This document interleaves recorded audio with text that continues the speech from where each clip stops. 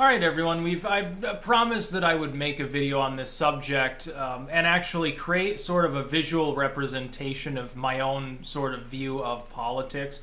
And part of it is when you're trying to visually represent something within 2 or 3D space, you have to artificially limit sort of the things that you consider important.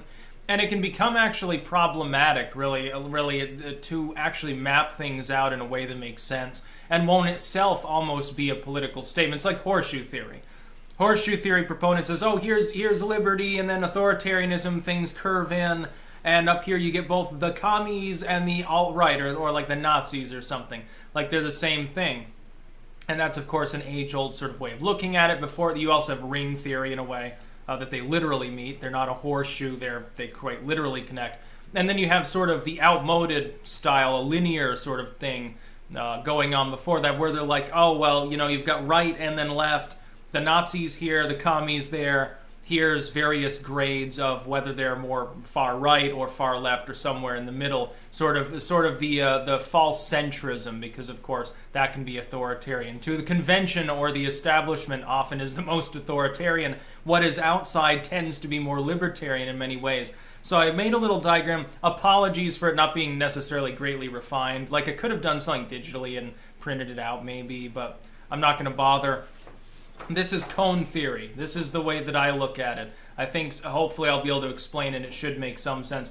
Oddly enough, I think that sometimes my picture on here is reversed, or it used to be at least, maybe with my old camera, and so I'm not exactly sure, but you can actually read this, which is great. Here we've got anarchy.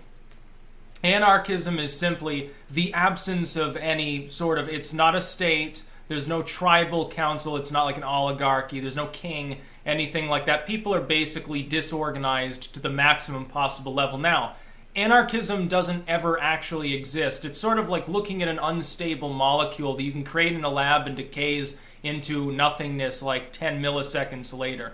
You're not actually going to find any actual examples of true anarchism, including in the primitive world. It simply can't exist. It's too unstable. Stability, in a way, tends to increase short-term, situationally, the further you move towards authority on the spectrum. Spectrum is a very funny term, I'm sure, to use. It becomes less stable situationally back here. Long-term, what I've noticed, honestly, is that that's inverted. That what happens is, as long as you have a benevolent, sensible, sane authority, things can go along fine. Unfortunately, authority tends to quickly corrupt itself. The more powerful it is, the more quickly it does that. So you have potentially an oscillation within a culture, not between anarchism and full totalitarianism, but certainly somewhere along the gradient. This ring then represents roughly libertarianism, where I would be as a monarchist. I'm not an anarchist. I believe in having governance. But at the same time, I believe that governance must of necessity be restrained. The more you restrain it, the slower the oscillation is, and at least in that direction towards authoritarianism. The hope is that you can maximize liberty for a maximum amount of time, regardless, of course. Eventually you do get decadence of one sort or another. You could even get like conquest or something. There are some arguments to be made situationally for authoritarianism. The problem is no one's ever figured out a way to structure it properly to be an interim situation to prevent instability, thus returning you to the proper pole of liberty thereafter. Nobody's figured out a way to do that, or so it seems. The further you get towards authoritarianism, the importance here, things become more divergent. And what that represents to me is here you've got various poles. You would have oligarchy ruled by group, monarchy ruled by a sort of bred into power individual, a royal figure. Tyranny of the sort of a dictatorship, not necessarily they were born into the position, but they rose to it, maybe through military means, maybe they were voted in, took up absolute power. You would also have an authoritarian democracy, oddly, here. You'd have a situation where there's no constraint on democratic power. You would literally have the tyranny of the majority, one of the wisest things to constrain within a government. You've got theocracy, ruled by a church or a religious body of some sort, some wise council of elders. These poles, when they develop, when they become more authoritarian in form, the reason why this is a cone is that there is then more divergence. There's less divergence here. At this point, down here, any pole of power that does come into existence lacks the capability to suppress any other pole. Things can balance one another out. Things can be stable. As you move ahead towards authoritarianism, again, whether it's statist in nature, ruled by the state in an arbitrary manner, or a council, a dictator, whatever it happens to be. It doesn't really matter. That pole, because it is now more potentially abusive, probably more corrupt, and probably more self-serving, will seek to suppress any of the others. So now there's divergence going on. And so these different forms of governance, the tendencies of them, in a milder manner, can all coexist in a libertarian state. For instance, you can have a libertarian state where you have some great charismatic figurehead, but they're constrained. And so that charismatic figurehead might find themselves having to negotiate with, at odds with, discussing things with a religious body, sort of that sub-theocratic tenet, a democratically elected sort of statist-style body, a legislative body, you could say, which nonetheless is also constrained. It could end up negotiating with anything under the sun. And corporatism, corporate totalitarianism, a form of fascism, would definitely be over here. Its less relevant aspect, its weaker and more stable aspect, though, is simply, hey, we've got skin in the game, we're part of what has become the state itself, part of the individuals and collectives that comprise it, we have a seat at the table. And so you have sort of a council down here which actually crosses between aspects of the political spectrum, none of which are capable of gaining ultimate power, suppressing the others, and abusing things. When, though, you give too much power to one of these poles, it will seek to diverge. It becomes less stable. It almost becomes like a nuclear reaction.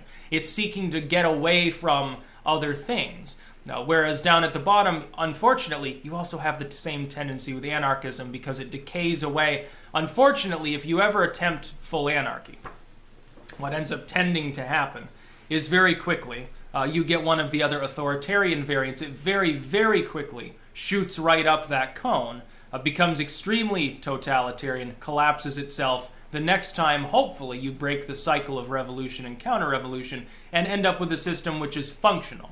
That is, you're not attempting full anarchism, you're not attempting full-on totalitarianism. I would say also, opportunists tend to try to get people to ignore the vast bulk of volume within the cone between anarchism and their chosen realm of authoritarianism. So an oligarchic group, a group that wants a sort of council-run nation, is going to argue for it and argue that anybody who disagrees is actually an anarchist or they're stupid, they're going to be abusive.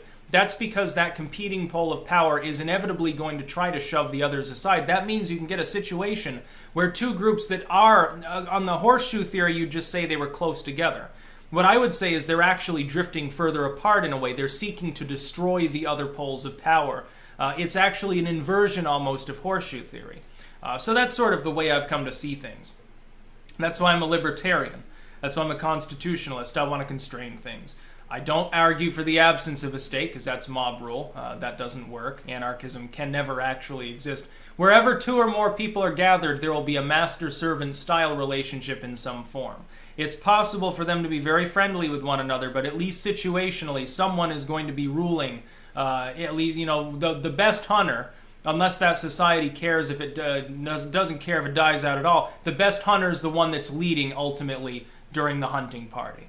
The dude who's the best at fighting, he's ultimately going to be the de facto leader if you're fighting another tribe. The person who's the best at making pottery is the de facto head of making pottery, is teaching other people, imparting, and thus has an aspect of control. There's an aspect of the ability, if you differentiate from that, you're going to be a pariah potentially. Even in a very, very liberty-loving society, you're going to have de facto leadership. So anarchism cannot work. What I argue is that total authoritarianism also cannot work. The debate then lies between where on the spectrum between them is the proper place, how does it remain there, how is it constrained? Sort of is there supremacy of the individual or supremacy of a collective, and what collective that is. But as long as you establish, and this is why I argue for libertarianism predominantly, not 100%, and that term doesn't 100% apply anyway.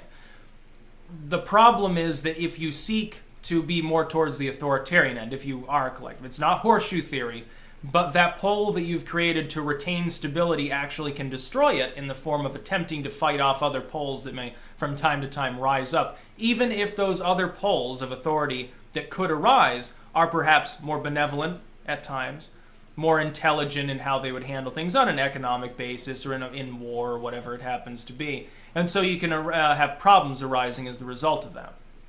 So yeah, long live cone theory, horseshoe theory. I would agree, oddly enough, with both the far left and the far right on this. Horseshoe theory is a pretty shitty way of looking at politics. It no longer has proper relevance. We need to begin to understand the world, I think, in a different way. Horseshoe theory doesn't do it a justice. It actually kneecaps those that would seek to argue against a fringe ideology anyway, or a violent ideology. In a way, it actually prevents them from doing that. Human beings have a tendency to form a lot of dichotomies and then take a side because it's sort of the black-white way of looking at the world as opposed to maybe a scale of gray continuum. Unfortunately, you need a dichotomous construct for people to understand things oftentimes. Horseshoe theory, thus, it coerces people in times of stress, oddly enough, between taking a side with communism or taking a side with maybe fascism or something like that. Along those lines, everyone else, even if there are other technical polar groups that have different ideas that are actually highly divergent with those having at least the similarity of potentially abusiveness, it makes it almost impossible to actually debate them properly because no matter which one you focus on, the other side will come down on you like a pile of bricks, or it will attempt to appropriate you into itself because it says, oh, this person's arguing against communism, therefore they're kind of on our side. We better talk to them about fascism, how great it is. Or you argued against fascism, that means you stand with us communists. And those two sides, because they are divergent, will seek ever to draw everything into them and away from everything else.